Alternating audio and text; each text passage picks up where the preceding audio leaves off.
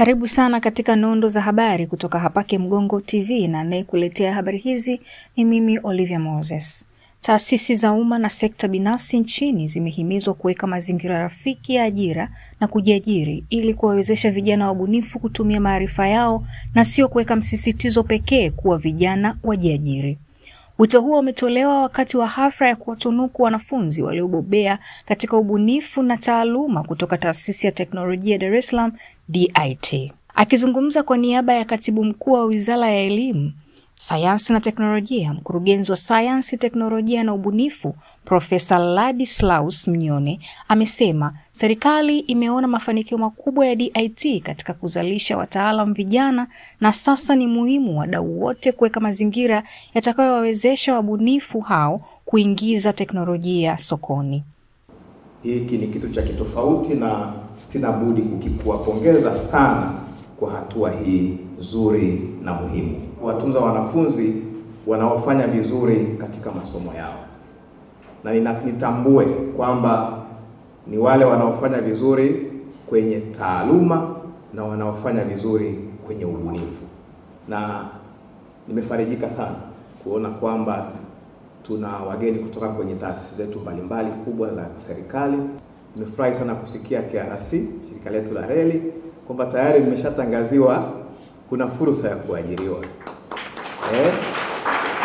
Kuna fursa ya kuajiriwa. Kwa hiyo mimi nadhani ni kitu kizuri sana. Kwa hiyo nitoe tu rai kwamba wadau ndani ya sekta ya umma na sekta binafsi washiriki kwa ajili ya kuhakikisha kwamba vijana wetu kama hawa wanapata fursa zaidi. Sio tu za kuajiriwa lakini na kujiajiri. Lakini katika kujiajiri pia mimi ninaamini kuna namna mbalimbali tukaweza kuwatengenezea the supportive environment. Tusiseme tu kujiajiri, tuhakikishe kwamba kujiajiri kunaendana na mazingira ambayo ni stahiki kwao. Mimi ninaamini kwa aina ya vijana tunaowapata, tukiwatengenezea mazingira mazuri, tukawaonyesha ushirikiano kama ambao tunaendelea kufanya, watakuwa na mchango mkubwa sana kwa taifa hili. Kwa hiyo tunawashukuru sana wadau, na ninaamini nyakati zijazo tutakuwa na washiriki wengi zaidi. Kwa upande mwingine, amehimiza ununuzi wa teknolojia zitakazotengenezwa nchini ili kuwaongezea nguvu vijana wabunifu na kupunguza matumizi ya fedha za kigeni kuagiza bidhaa za teknolojia kutoka nje ya nchi. Tuangalie kwenye profile, maybe over the last 10 years. Ni bidhaa gani ambazo ni tech related, ambazo tumekuwa tukiziagiza kwa wingi. Bila shaka tunatumia fedha nyingi sana za kigeni.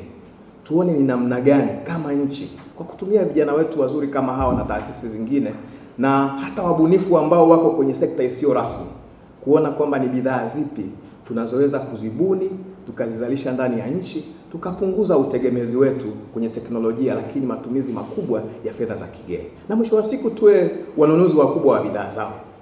Wanunuzi wakubwa wa bidhaa zao. Wao wakibuni, alafu kama hamna uptake, ina maana pia they will retire. Na hiyo ni sifa ya innovators wengi. If they innovate and we don't take up whatever they are innovating, wana retire, wanaanza kufanya mambo mengine. Kwa hiyo my wish, and this is what the government will always be fighting for, ni kuhakikisha kwamba tunafika mahali kama zilivyo nchi zingine, as a country, particularly the public sector, tuwe major customers of our domestic or homegrown technologies. Tukifika kwenye hatua hiyo, mimi naamini hata mapinduzi ya viwanda tunayoyazungumzia yatakwenda kwa kasi zaidi, kwa sababu yatakuwa ni mapinduzi ya viwanda ambayo yanaakisi mahitaji lakini yanaakisi uwezo wa nchi yetu kiteknolojia. Mkuu wa DIT Profesa Prekisedis Ndomba amesisitiza kuwa mustakabali wa vijana haujengwi na vyeti vyenye ufaulu wa madaraja ya juu, bali uwezo wa kutengeneza na kukuza ubunifu. Ameongeza kuwa changamoto kubwa ya vijana si ukosefu wa mtaji kama inavyodhaniwa, bali ukosefu wa majukwaa ya kuonyesha kazi zao, ushauri wa kitaalam yaani mentorship, na miundombinu ya kiteknolojia kama maabara, vifaa na masoko. Degree peke yake haitoshi, ubunifu wako haitoshi, inabidi uwe industrialist, uwe entrepreneur, uweze hiyo degree yako na ubunifu wako uweze kupokelewa kwenye industry. Nilikuwa nawaambia wengine pale, hakuna tatizo la funding. Mimi sijawahi kuona funding is a problem Problem mara nyingi inakuwa ni sisi wenyewe, jinsi ambavyo tunaweza tukauza vitu ambavyo tulivyo navyo. Talanta ambazo tumejaliwa na Mwenyezi Mungu, unawezaje kuziuza?